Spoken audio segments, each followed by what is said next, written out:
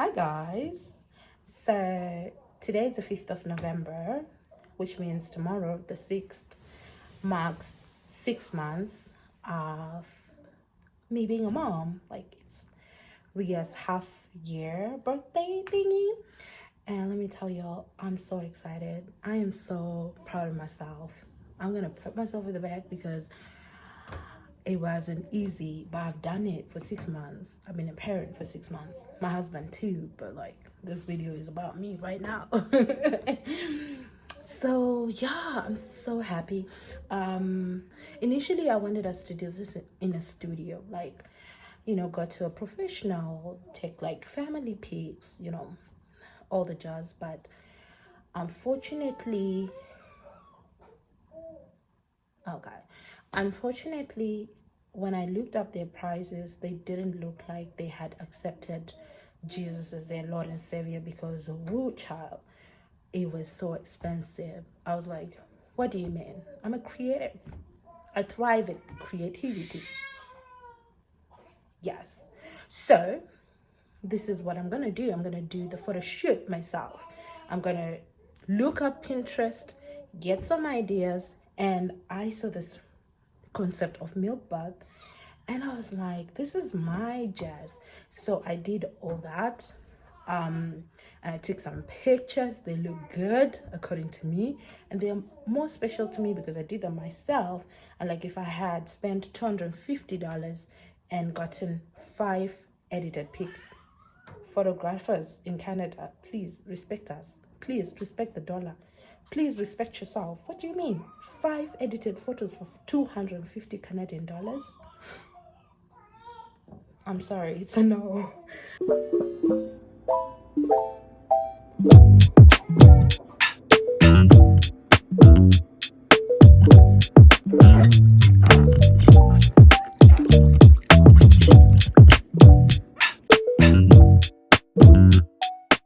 So I did that. I did it by myself. And now, today, on Sunday, we're going to celebrate her a little more.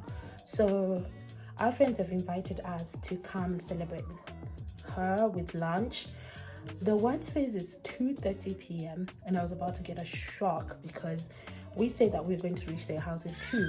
I had forgotten that the clocks went back yesterday. So my phone says 1:30, which means we have 30 minutes to leave. My husband needs to get out of the shower as in today. But yes, so today is all about that. Yeah, I'm so happy. Her turning 6 months here, like, and in November, her turning 6 months in November is so special because I also have a birthday in November. I'm turning 31. 31. I'm turning 31 this year. Yeah. So I'm thinking, because I've been blessed, this year has gone exceptionally well for me and my family. I'm thinking, though I do deserve gifts because it's my birthday, I'm thinking of doing a giveaway. Sorry, not getaway. I can't get away because I haven't received my PR card yet. Yeah, all my family members have received theirs, but not me. But anyway, I was thinking of doing a giveaway. Just something. So I'm gonna put the details of the giveaway somewhere in the video. I was also thinking of doing a separate video of how, like, a detailed video of like giving. No, I've already shown my birth vlog, but like the process of like when we got pregnant and up to like giving birth and stuff, like a detailed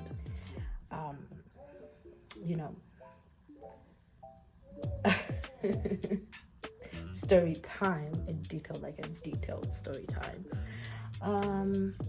Depending on how this video goes, because that needs to be talked about. I can make a separate video for that, but since we're already celebrating, why don't I just do it all as at the same time. So I'm thinking I'm gonna have to sit down this week and record that, because that one needs me like all the time in the world, like sitting down, like a sit down video, not me just standing up and saying hi guys, popping up and stuff. So this is going to be included in this video. So this is going to be jam-packed. I would say subscribe, get a glass of whatever you're drinking, and sit down and enjoy this one, because this is going to be the real I'm going to be giving the real tea. So yay. Oh, I did not do an introduction. Hi guys, my name is Satenda. My friends call me Tata, so can you. If you're a recurring subscriber, I love you. I love you so much. If you have just found me today, welcome. Today is your lucky day. I will go ahead and press that subscribe button, because it's about to get real. This is your lucky day, okay? I'm kidding, yeah, but it is. So, okay, let's get into it. Come along with us. Come on.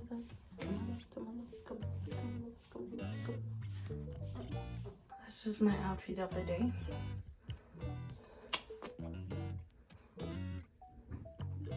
Let's go.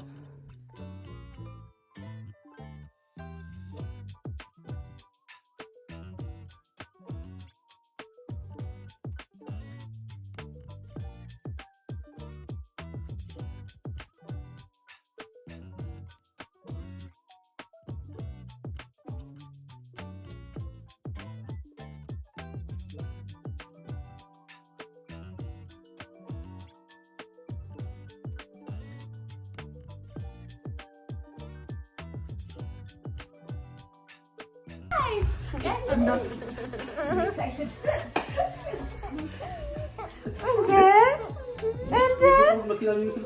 Why are we crying? You don't like the attention? Baby, unbuckle her. Unbuckle her.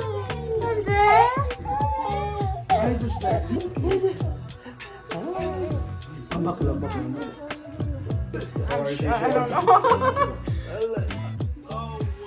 Sometimes she wants her independence. Now you also want to be a baby, huh? Hi.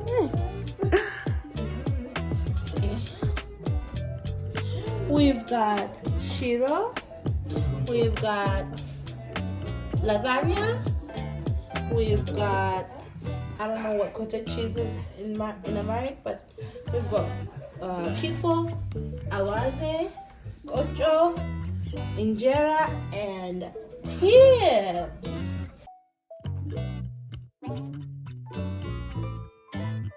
Birthday to you.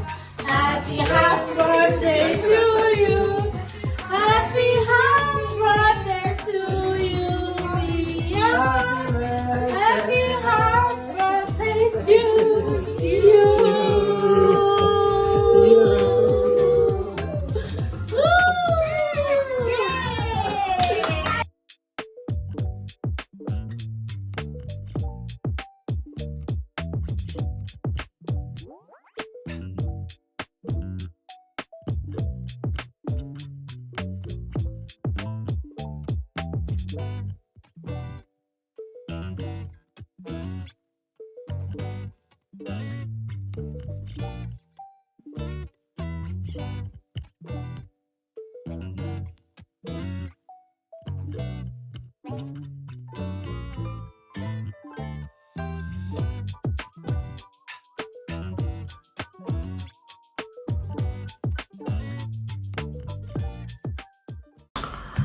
Good evening, guys. So earlier I alluded to a longer sit down video, and since my husband is sleeping and my baby is sleeping, I thought today would be a good time to do that. So yeah, without further ado, let's get into it. So I want to talk about like the birth experience, like from pregnancy and stuff, you know, because most ladies, girlies, I'm gonna call y'all, most girlies think that people who have given birth before, they always want to pressurize them to go through the same thing. But I'm here to tell you that you need to take your time, y'all. You need to take all the time in the world. Like, there's literally no hurry in Africa. I love my bundle of joy. She's a blessing to me and my family. Wouldn't have asked for it to happen any other way, but still, I'm gonna ask you to wait if you're not ready, because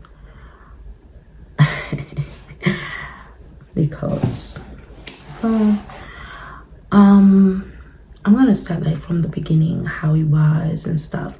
So I got married in like traditionally married, customarily married in November. No, sorry, we don't get married in November in my country. The ancestors will be on leave.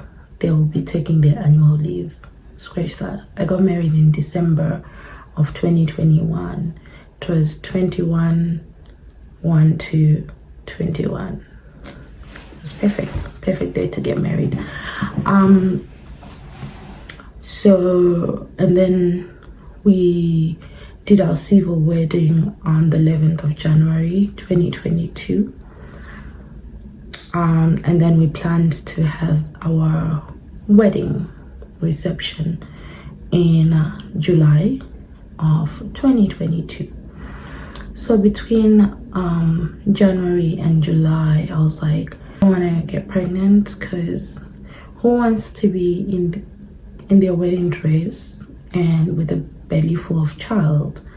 So I was like, you know, I don't want to, you know, I'm gonna be careful. By careful, I mean I'm gonna be on vibes and inshallah and hope that I don't get pregnant at that time, right? And it happened perfectly. July 16 rolled over and I was not with child. I had the best wedding. I enjoyed my wedding.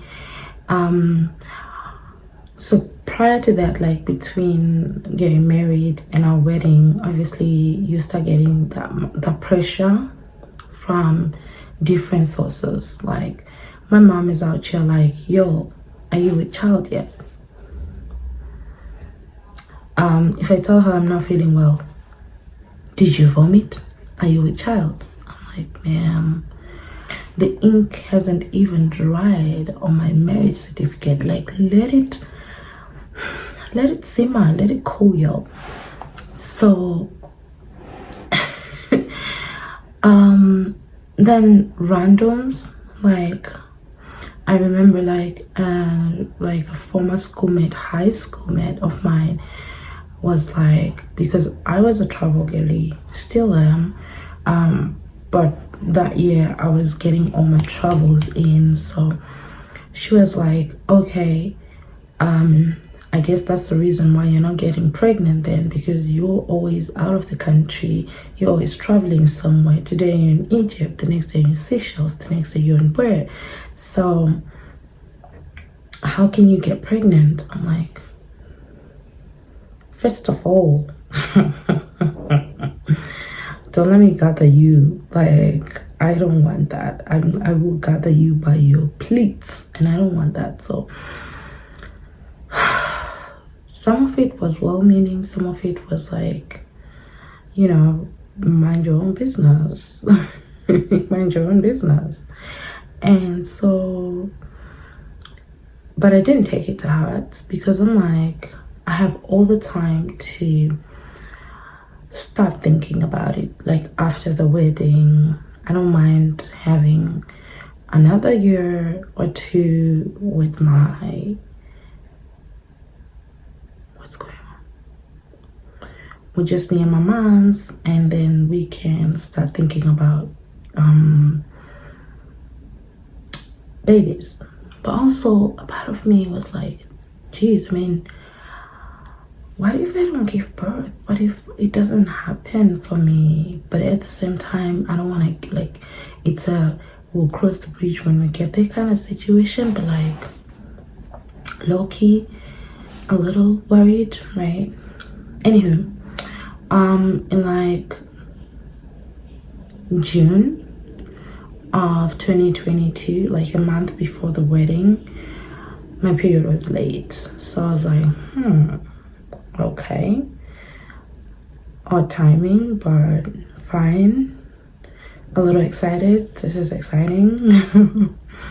So like it was like 10 days or something late, and I was like, maybe this is it, maybe this is it. Okay, I got a test and the test was negative, and it was a little disappointing. I'm like, this would have been like a perfect time because my husband's birthday was like the next month and also a wedding, so it would have been a perfect birthday and wedding present to him, because I even planned like how it would be like how I will break the news to him, like on a cake on his birthday. But then the test was negative and it was a little disappointing. That's when I was like, maybe I do want this. Maybe this is something that I want. But okay, anyway, let's see. So we had the wedding, and after the wedding, my husband said something. That's when I was like, okay, maybe you are planning something. I'm gonna link what he said here so that you can listen to what he said and tell me what you think. Hello. Hi. Oh, thank God. How was your wedding? Wedding was awesome, honey. Did you have fun? That is great. Oh, Let's make baby now. what? What the fuck? Yeah, let's do it. Anyway, anywho, the wedding paused, and then we went back to work and stuff. So in September, I was supposed to go to a field location. Remember, I said that I worked in South Sudan then. So you know how it is when you go to the field. You need certain conditions. Like as a lady, for me, one, I usually don't schedule my field trips at the same week that I'm expecting my period, because it's going to be inconvenient. When you're in the field, there's going to be flooding and rain and Blair toilets, pee toilets. These are not the best conditions. When I'm on my period, I want to be in my clean bathroom, passing out my clothes, sorry TMI, but in a very clean and calm and home conditions that I'm used to, like in my apartment. Yeah, so I was expecting my period, and then so I said to myself, okay, I'm gonna schedule my field trip at a later date that I knew, I'll be done with all that. So the week that I was expecting came and there was nothing. So the next week was when I was supposed to go for my field trip. So I found an excuse. I was like, I can't go this week, was blah blah blah blah blah, right? So I scheduled it the next week. So that week again, when I expected it to have rolled in, it did not come, obviously. So the next week I was like, okay, I'm just gonna go to the field. If it happens over there, it happens, I don't care. So I went to the field location, and for another week, like little Miss Red Riding Hood did not come. So I was like, I mean, I have hormonal imbalance sometimes, but the delay is like 5 days like this. It's never crazy. It's been 2 weeks. So I started thinking I could be pregnant. Like, I might be pregnant, man. But I was like, no, I can't be. I could be, I can't be, I could be, I can't be. Anyway, I was supposed to spend a week over there, and then I couldn't get a flight out because we used to use helicopters, so I can get my helicopter ride booked on time. So they postponed it by another week, and that other week again my period was now show. So at this point I was like, I'm pregnant, bro, because ain't no way. Ain't no way, ain't no way. In all the, how many years, 15 years that I've heard my period, it's never been this late. So so that, like, in 2 days after I arrived back, we were going on our honeymoon. So I'm like, okay, this would be so perfect because we're going on our honeymoon. But then I told myself, calm down, you're going to be like disappointed if this doesn't happen. This is the same thing that happened last time, and don't do this to yourself. And then I started thinking, maybe I'm kind of ready and stuff. So okay, cool. So I get back, I'm like, okay, let me test. Okay, don't test, like, it's gonna ruin your whole trip if you're not. Or I mean, if you are and then you go on your trip and you're drinking as normal, it's gonna ruin you. So you need to find a balance. So anyway, I told myself, let me just test. I mean, I'm already going on my honeymoon. Nothing can bust my bubble right now and stuff. So I tested, and for the first time, that strip was red with 2 red lines. I mean, I was shocked. Like, I was like, what does this mean? I know what it means, but what does this mean? Like, are you telling me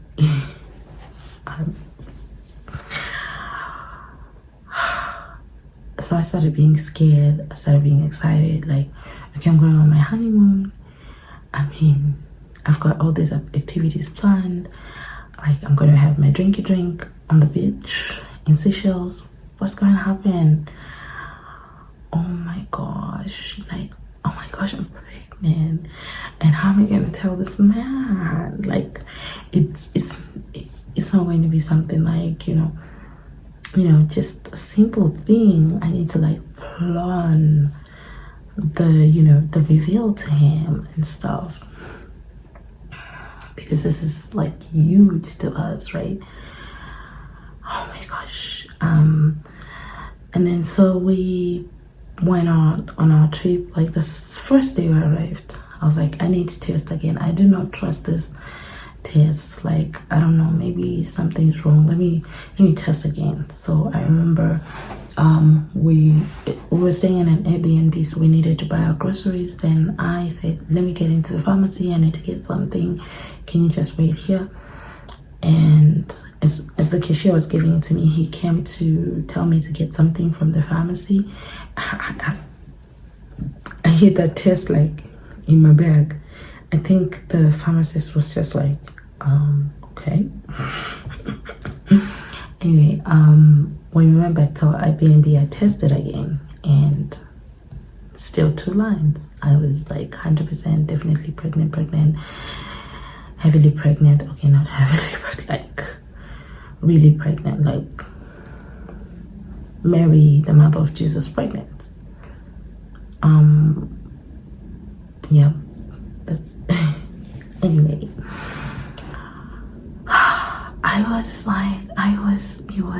It was amazing.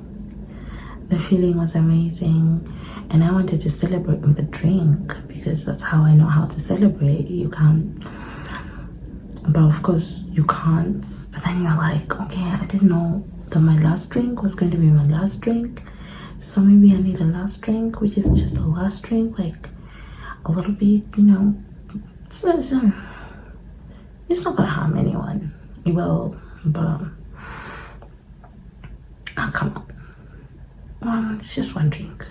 And I took the drink, and then I felt a little guilty. But then I needed a drink to calm my nerves, to calm, just one fancy cocktail, because it was going to be a long 9 months. Of course, by the time that I discovered, I think I was gone like already 8 weeks, 9 weeks. So you're like, I mean, that's when your mom guilt starts kicking in. You're like, shit, I shouldn't have done that. But anyhow, after that, we came back from our honeymoon, and if you want to see like how I, announced the news to him, you'll have to see our honeymoon vlog.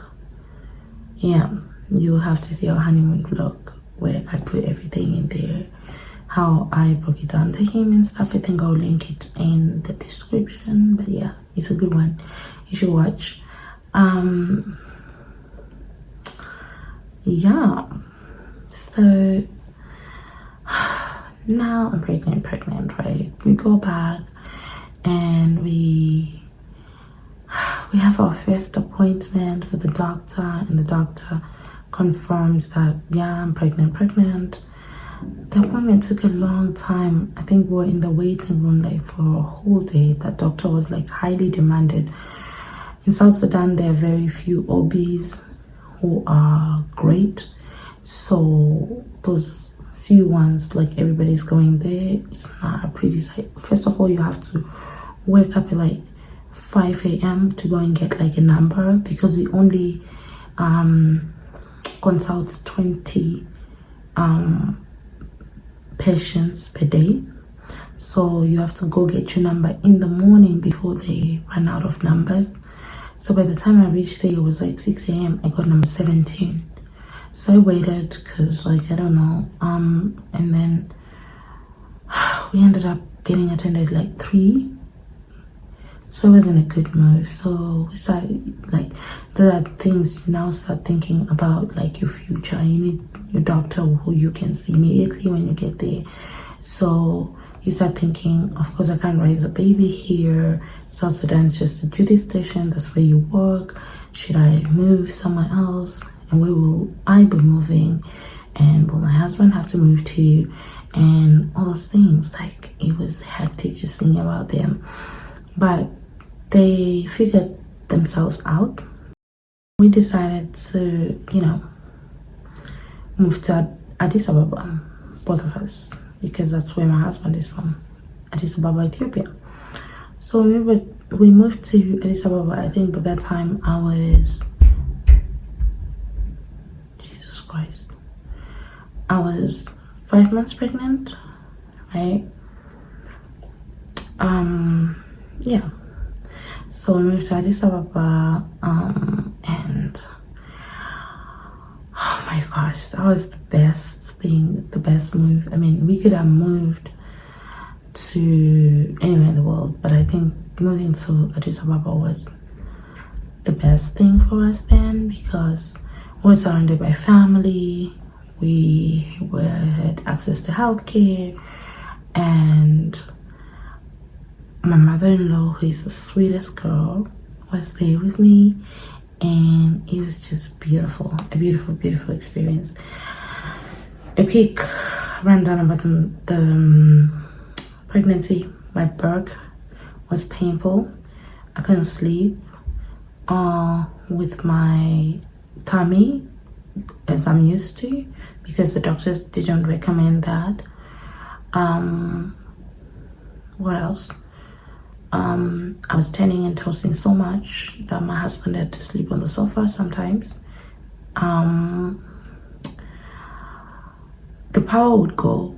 Like, I remember that there was one time the power went, as with many African countries, and I was heavily pregnant. I was 9 months, and I had to walk. Like, we lived on the 8th floor, and I had to walk up the whole time. I was just like, oh my gosh.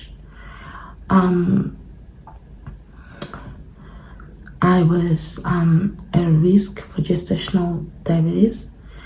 So actually I had 2 OBs. So before we moved to Addis Ababa, my sister-in-law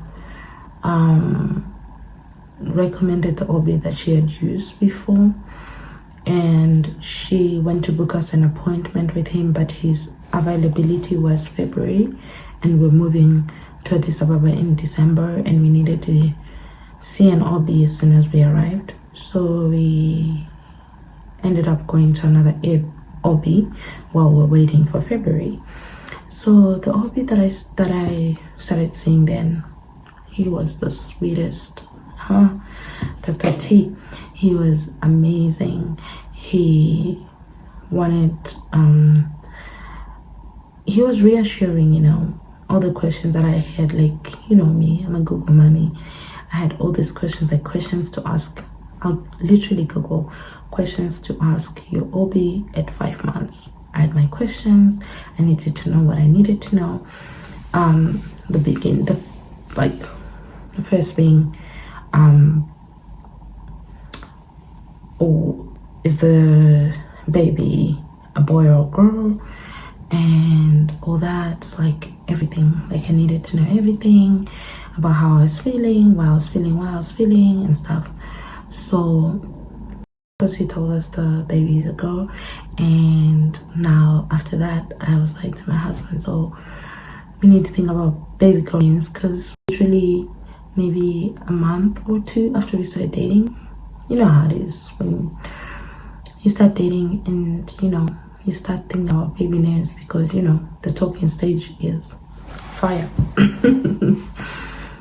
But like it was never serious.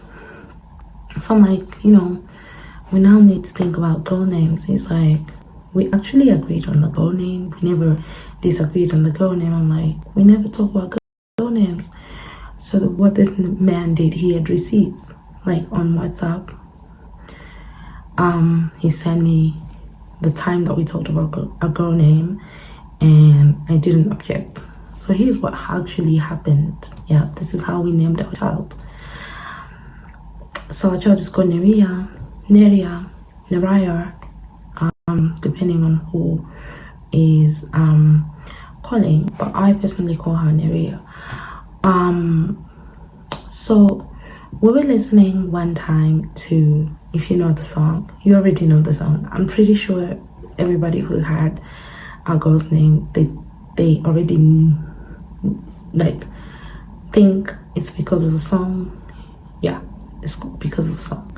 So we're listening to Neria by Oliver Mtukudzi. Neria, oh, saori moyo kaneria, Mariani way. And my husband loves the song. So he says, Neria is a beautiful name, like it's a name, right? I'm like, yeah. Then he says, you know, maybe we should give our daughter the name Neria. I was like, And this song Neria is really sad, and her husband has died. So her brother is trying to comfort her and saying, like, don't lose heart. The Lord is with you. Like, we're not claiming that energy. We're not claiming that energy.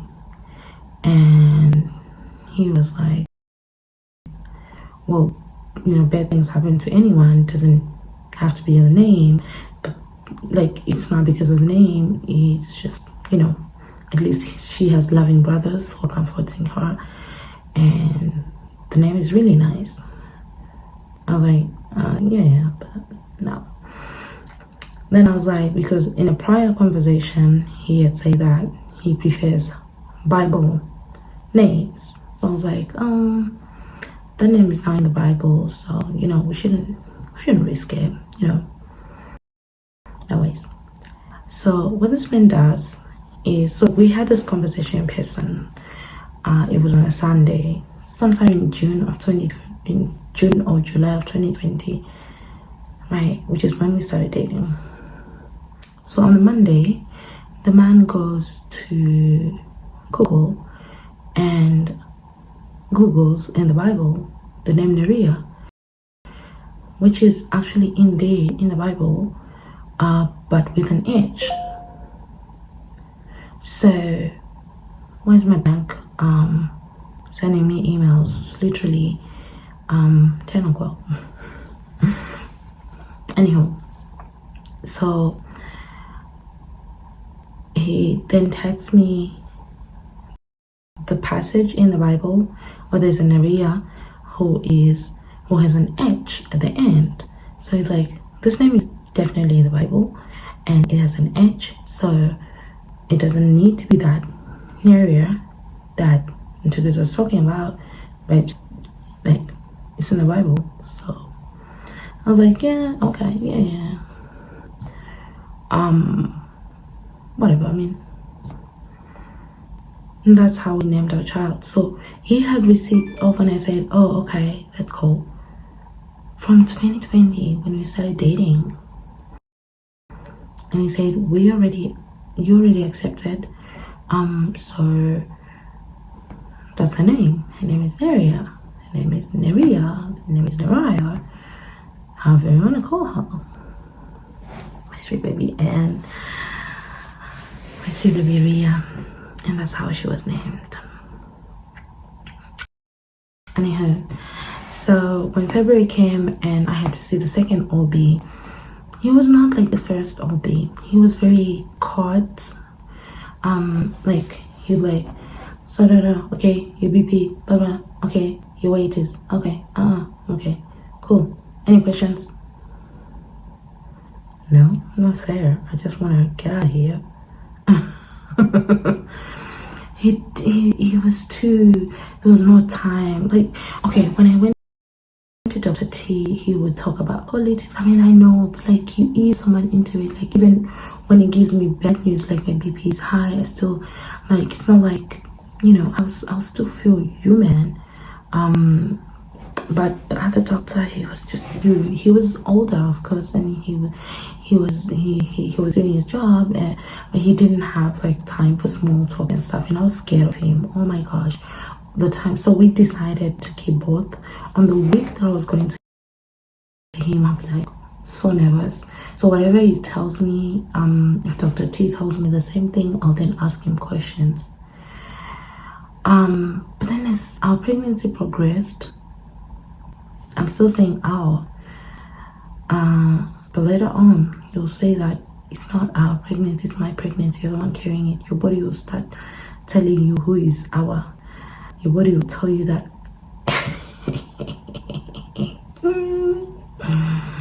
your body will tell you to stop with that. We're pregnancy nuns, we're pregnant. Your body will tell you you're pregnant. You are the one. You're the one. As you progress and you can't tie your shoelaces, you're the one. My pregnancy never like to eat. When you're eating bland oats daily, because that's the only thing that can stop your nose. Yeah, you're the one. It's not a we. It's a group project, but you're the one presenting. So anyway, yeah.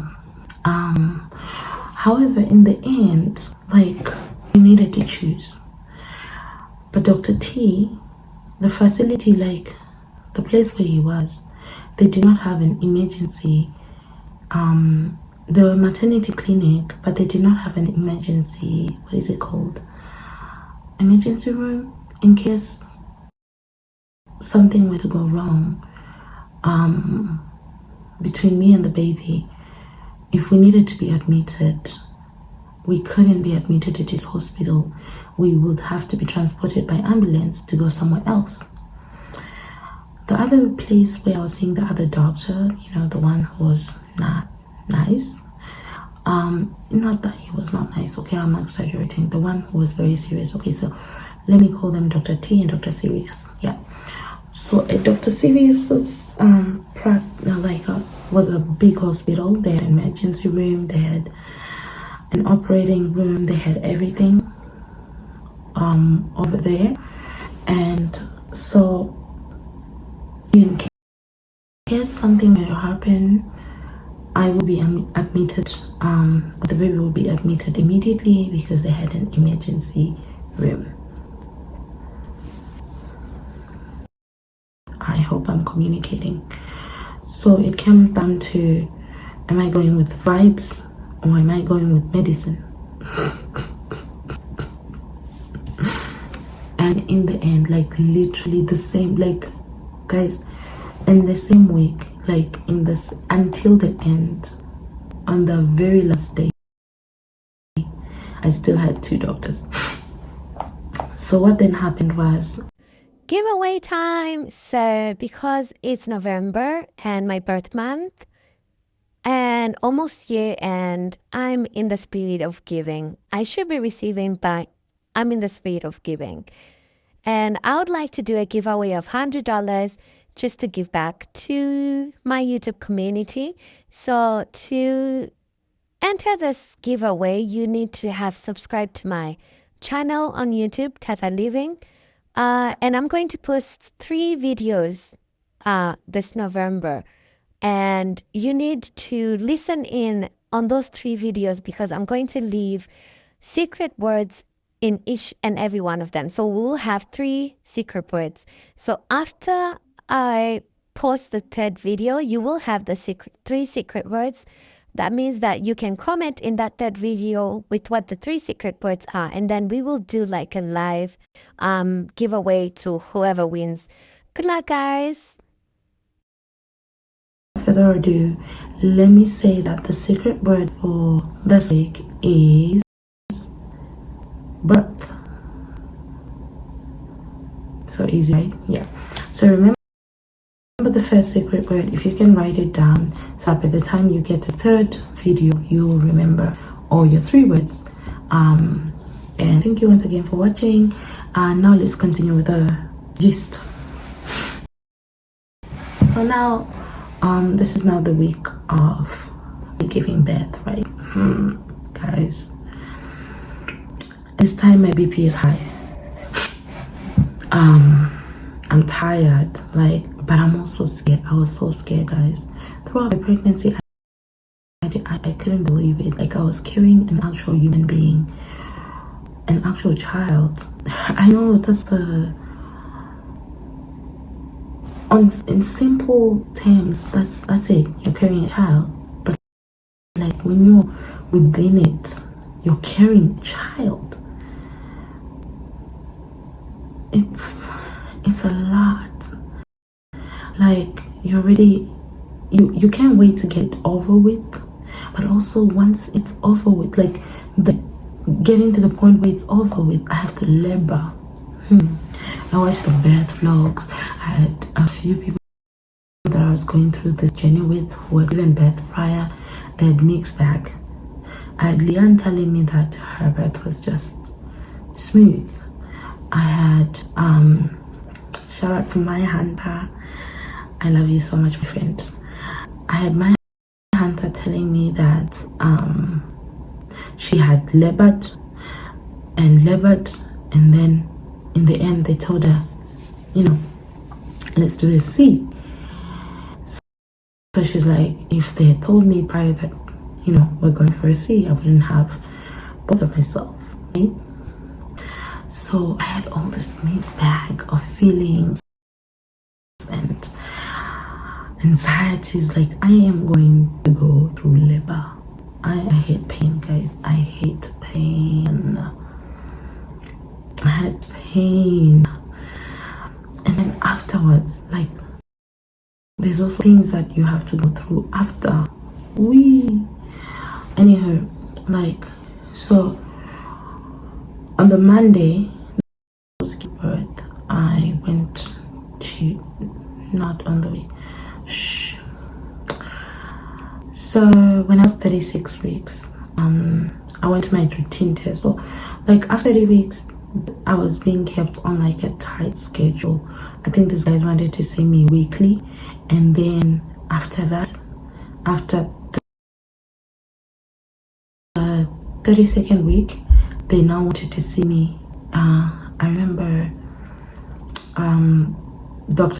Sirius wanted to see me twice a week now, and Dr. T wanted to see me once a week. So you can imagine how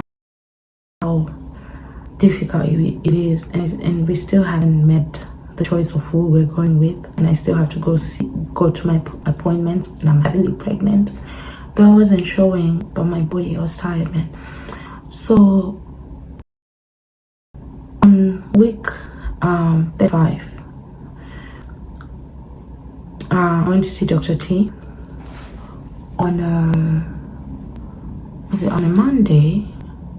The same week I was going to get into week 36. Yeah, just before week 36. I went to see Dr. T, and Dr. T was not happy with something. Like my BP was high, and my lab and my scan, there was something wrong with it, but he didn't want to allow me. So he didn't tell me exactly something was wrong, but he was like, you know, can you, like, he asked my husband, has she been stressed and stuff like that? What makes her happy? And my husband was like, there's this joint, this is really nice place where they sell grilled food that I like. And they have like a live band. It's like an open air bar type, like a garden bar thing.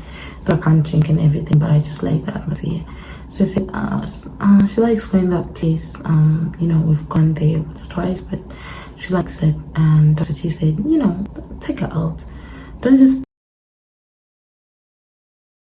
take her from here, from like, her life these days is about hospital appointments. Don't just take her from hospital to home to hospital.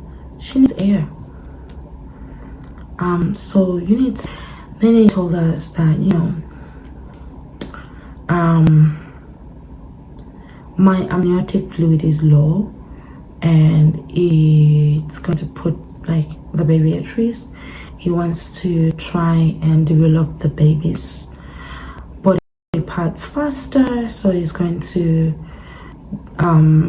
give me a drip of medicine that I have to take for the next 3 days, and then we'll come back, and then he'll monitor and see if the baby develops fast. That's all he told me. Then we went to Dr. Sirius the next day, and Dr. Sirius said, your amniotic fluid is low, your blood pressure is high, we need to evacuate this baby stat. Come back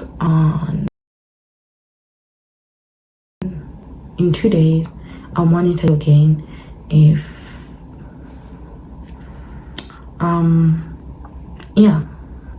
things haven't improved, we have to evacuate the baby.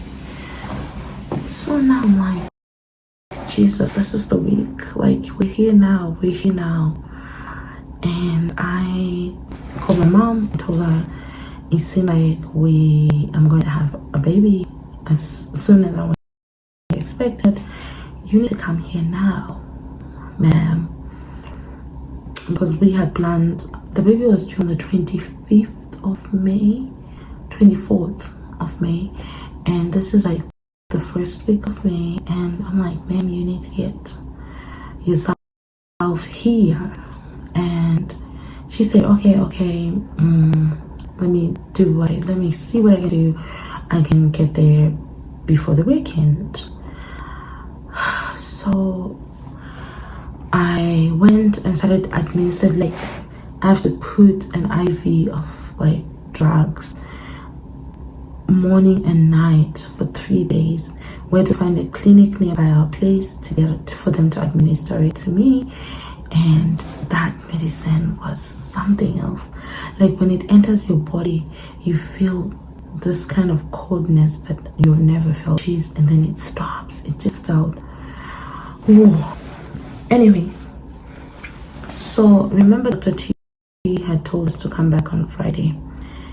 So on Thursday, we went back to Dr. Sirius, as he told us to come back on Thursday. And Dr. Sirius was like, amniotic fluid is dangerous levels. I suggest that tomorrow you come, we induce your labor, and then we start from there. So now at that moment, I'm like, okay, I think this is it. I'm just gonna go ahead and go with Dr. Sirius, because if we're going to be inducing, if something goes wrong, he has the emergency services right here. So, okay. So, and then my mom was supposed to come on Friday, and he's telling me to come on the same Friday to get induced and start my labor. I was stressed, man. Like, my mom's flight would reach at 9 p.m. and she would only get to the hospital at around 11 p.m. That is it. And if I am to labor, I think thereabouts, like I was making my calculations, that's when I would start my, like, I'll be deep within. So, you know, okay, fine. So I decided I did not have the heart to call Dr. T. So I decided to miss him. So on Friday, I went in, like this was now D-Day. Went in with my husband. We had our packed luggage. I had my bag, he had his bag, we had our snacks. We're leaving. We're leaving. I was nervous, but like my person was with me, so it was whatever, right? Guys. So they gave me the first pill, and they told me they're going to give me the next dose in 4 hours of the next. There were like 4 pills. They're like, soon it's gonna start. So the first pill I took, I did not hear anything. It was mild, like a period pain like feeling, nothing crazy.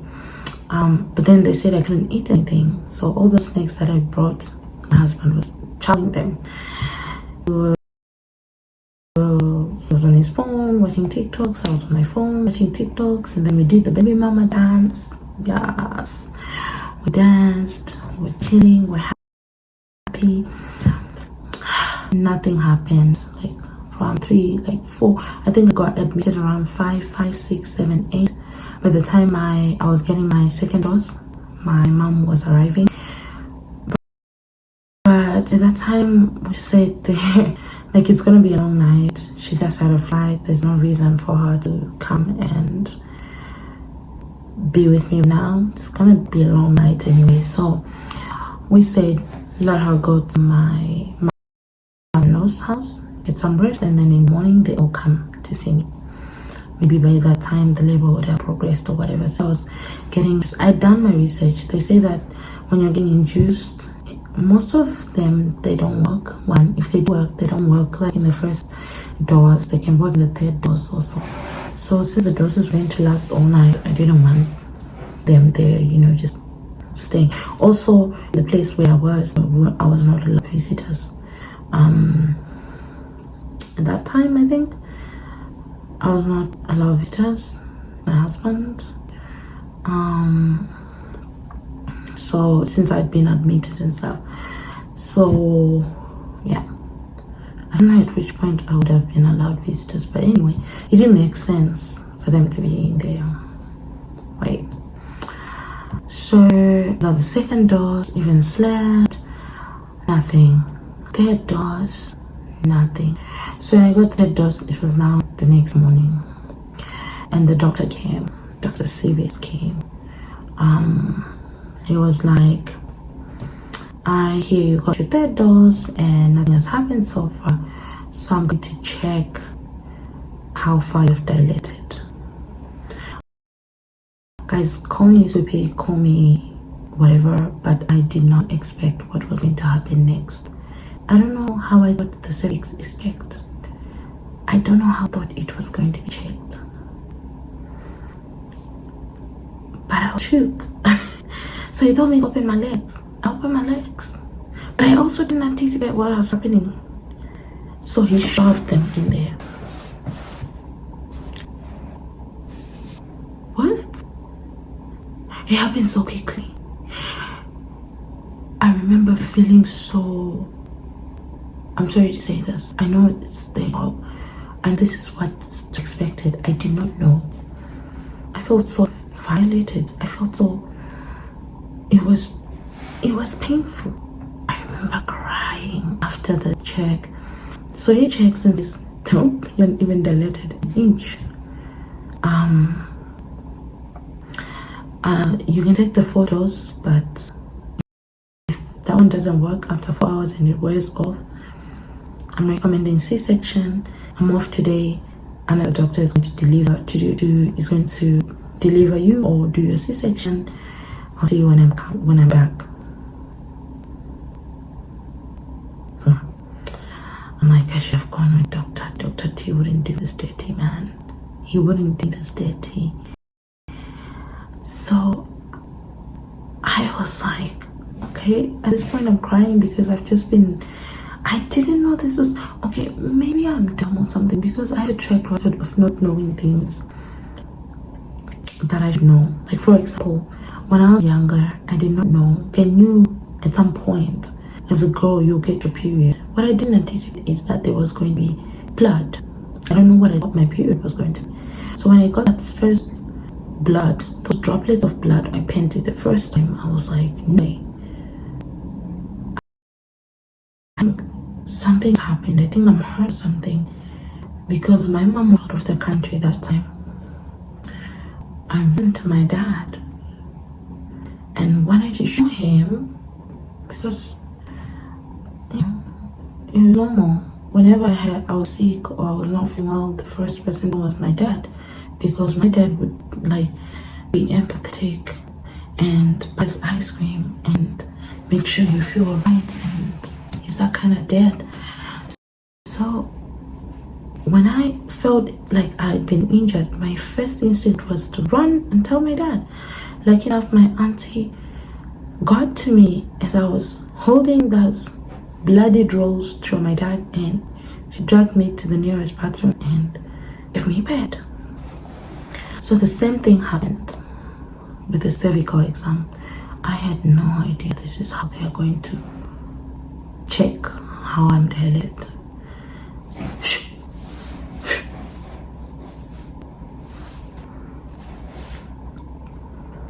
I am scarred for life. I cried. They told my husband to leave the room. I don't know why, because I mean, he's the reason why I'm in there. You now want to tell him to get out when you're shooting in me. He's seen it. So they told him not the same thing that they told me, that they're recommending C-section stuff. And then by the time I'm crying, so he comes to me, he's like, what happened? I told him that he shoot his fingers inside for the exam. I did not know. He did not tell me. I was not informed. And then this guy had to comfort me. He's like, oh babe, this is just like doing the job. I was like, it's painful. It's like, in case you haven't noticed, you're about to bring a baby. So yes, baby, big head, be strong. Be strong. This is the least of it. The 4 hours passed. The doctor was promised to come to came, and he was a nice one. He was nice. So he entered the room, he introduced himself, told me he was going to take care of me, and that he would like to check how far I'm dilated. And then he then asked me like, so where are you from? And you know, do you know any Amharic? Do you know like what words can you say? And then as I'm saying back to him, he already finished the exam. He's like, okay, that's good, we're done. I'm like, I didn't feel a thing. It's like, yeah, because he distracted me, because he talked to me, because you know, it wasn't just like, sure, let's see, you know, it felt humane. If any of you doctors are listening, please try and be humane. I know you have many patients, but it goes a long time with one patient to just feel, you know, taken care of. Dr. Serious was too serious for my liking. Anywho, he told me that, yeah, I had not dilated one bit and that we need to do a C-section. And now this is like around 12 p.m. So like noon. So we told our moms that, you know, we're waiting for news, and according to that news, then they can come to the hospital once we know what's what, right? So now it was kind of clear that I was going to go for C, and so things started getting real now. Like, oh my gosh. Of course, to be honest, I tell you the truth, I don't think I had in me to push. I don't think so. I doubt it. I doubt it very much. But still, you hear all these things about C-section. Oh, the wound will be too cold. Like, the wound will be too painful when you're in a cold place. Okay, I moved to Canada. Let's see. That, oh, you, like, C-section moms are made to feel like they had an easy birth, or like it's a failure of birthing, like you can't even birth correctly. And I'm here to say that there are no medals in childbirth. All you want from a public health perspective is a healthy mom. All you want at the end of the day is a healthy mom and a healthy baby. Those are the two things that you want out of any delivery, whether it's vaginal delivery. I don't like calling them normal because normal, my normal C, or whether it's vaginal delivery or C-section. So I had to remind myself that I was not a failure, that my main issue was that by the grace of God, vibes and inshallah, the ancestors and the universe and whatever forces were going to come together and ensure that me and that girl were both alive at the end of the tunnel. That's all I needed. So then that's when things start being real. The nurses come with the IV bags.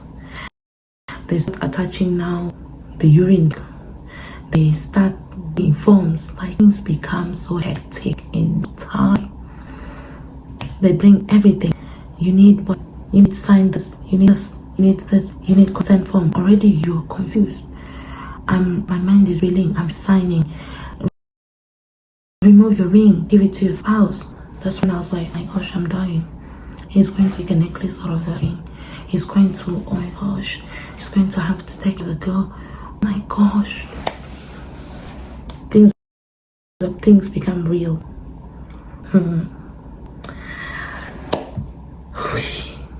By the time they're wheeling me to the other bed, I was like, oh my gosh, I'm gonna die. It was so cold in that room. That's all I remember about that operating room. It was cold. I was shivering. I couldn't, like, everything, like, there were voices, like, it was a room full of people, but I felt alone. I felt like, you know, that brown noise, like I'm in a movie. All I can hear is my heart pounding. And the doctor, God bless his soul, I don't remember his name, but he was amazing. So a room full of people, everybody is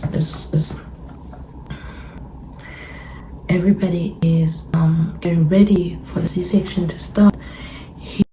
He came to me because I was really feeling like I'm dead, like I was a zombie. I couldn't even sit by myself. But he came and supported my back and started talking to me. I tried to talk to me. So how are you? Blah, blah, blah. I don't even remember what he was asking. I was disoriented. I remember there was an anesthesiologist. I think that's, yeah, but she was trying to put me half, so you get that half asleep thing. Like, because I couldn't sit up, I kept, like, I remember I said, oh, this poor thing, like, must be lonely to like giving back in a country that is not ours, and you know, and stuff. Yeah, I remember her saying it was, all I remember is it was so cold. It's the coldest. See, this kind is going to snow. I don't think it's as cold as the way I felt cold in that OR. So anesthesia did not work, so they decided to like fully be under. I remember they were like, night nights, just go to sleep. And so I don't know how long I was out, but according to my mom, they arrived at the hospital just as soon as I was like, they started, and like my husband went to them briefly, and then he was called like a few minutes later to come and take the baby, and then he went to take the baby, and then, you know, I'm not even going to attempt to say what happened. I think anyway, they said that the next time they saw him, he was walking around trying to get me to book my recovery room, and still like time passed and I haven't woken up. Maybe 3 hours or so. And my mom kept texting me, telling me to wake up. The drama. Like, just gonna hear my phone, which I don't have, by the way, and say, excuse me, let me just check those messages and go right back to sleeping. Yeah, she kept texting me and telling me to wake up because my baby's here and I needed to wake up and see my baby. When I eventually woke up, I was so thirsty. I felt so thirsty. I was the most thirstiest girl on that side of the Sahara.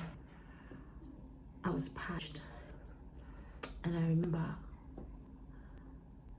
like, it feels like you're coming out of this, like, like a deep place, and I was asking, where's my baby? Where's my baby?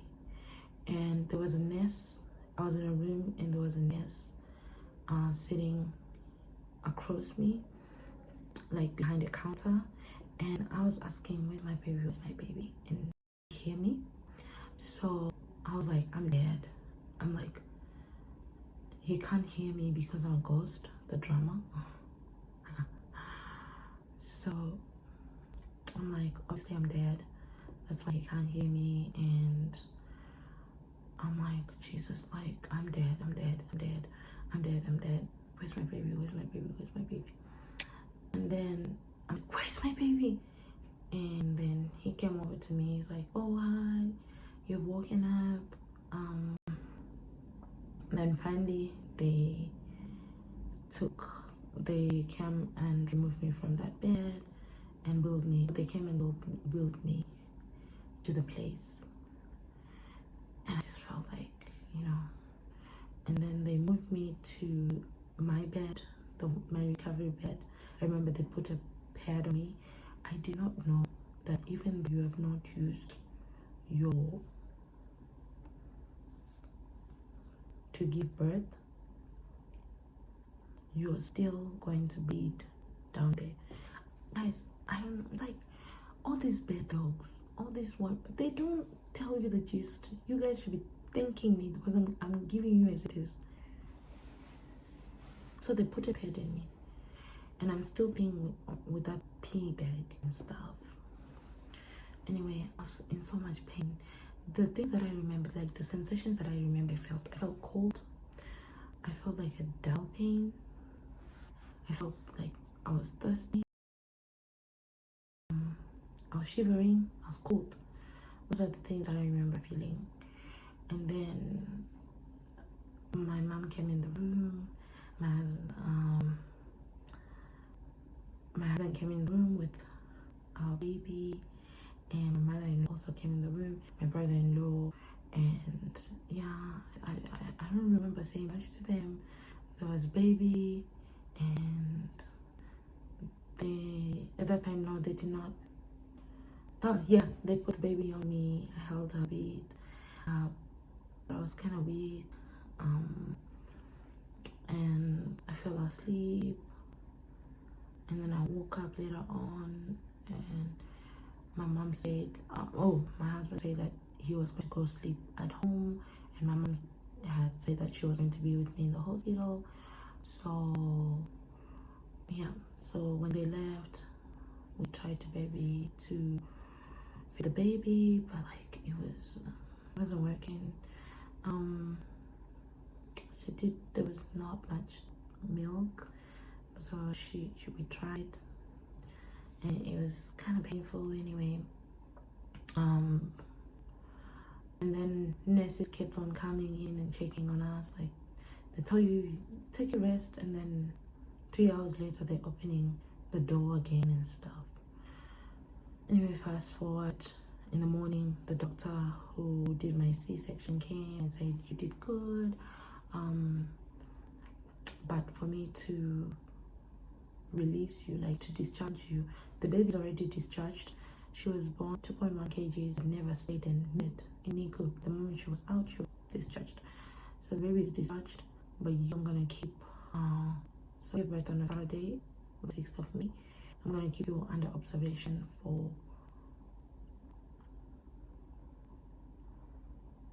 the next 2 days. If you don't get an infection, I'll release you. The way you won't get an infection is that you need to walk. You need to walk. I know it's going to be hard, but you need to walk until you walk by yourself. I'm not going to release you out here on a wheelchair. I want you to walk here. Okay, easy peasy. Walk. It's not. I've been walking.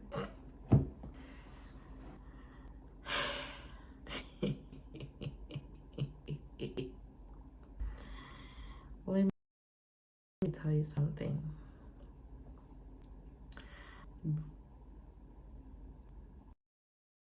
The first time you have to stand up after a C-section,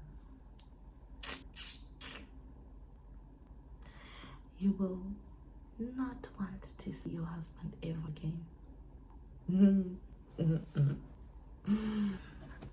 So the nurses removed that urine thing. Is it called a catheter or that thing? And now it was time for me to see myself to the bathroom by myself. That time my husband had not come back. He was still at home. So my mom said, yeah, so my mom was supposed to take me to the bathroom. Guys, standing up. You curse if that lady who was in the Garden of Eden, you will be like, many things that I can say here, you will. I stood up and I felt dizzy. I felt like my body was giving, like I want to fall down. Mom is telling me, let's go. Like, woman, I am not going anywhere. I'm not going anywhere. Put me back. Put me back. I will not go. I will pee myself on this bed. I'm going. It's like, no. You have to push. The doctor said you have to push yourself. I was like, no, man. She's like, no, just like stand strong by the wall. No. I even found the strength to go back to the bed. I was like, I'm not doing this. I'm gonna hold my pee. Then she's like, okay. After some minutes, she's like, let's try again. And we did, but ooh, guys,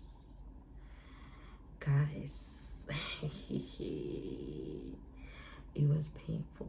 Sitting down on the toilet. And she's like, yeah, we have to clean you, and stuff. So she cleaned me. Yeah, that's when you see how important. I mean, you already know, but that's when you see how important your mom was. Guys. So I went back to bed after that, and then my husband came. We tried again feeding the baby. The baby was not feeding, and then my mom had to go for her lunch break. And then it was time for me again to go to the bathroom. I think the first time my husband took me to the bathroom, and then he had to leave and go somewhere, and it was just me and my mother-in-law. My mother-in-law had to take me to the bathroom. Guys, one thing that I'm so happy about is that with my mother-in-law, I gained a second mom. That woman is amazing. I have no doubt that that woman loves me like she will. I'm loved. I was able to stand up and go to the bathroom by myself and come back, and I was discharged by Monday. I even went to the elevator by myself, and we brought our girl home. This video has gone longer than I expected, but this is the birth story. I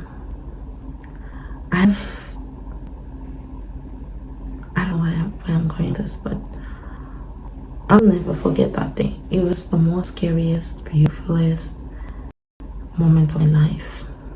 And being a mom this past 6 months have taught me patience, has taught me love, has taught me that there's something bigger than myself, my ambitions,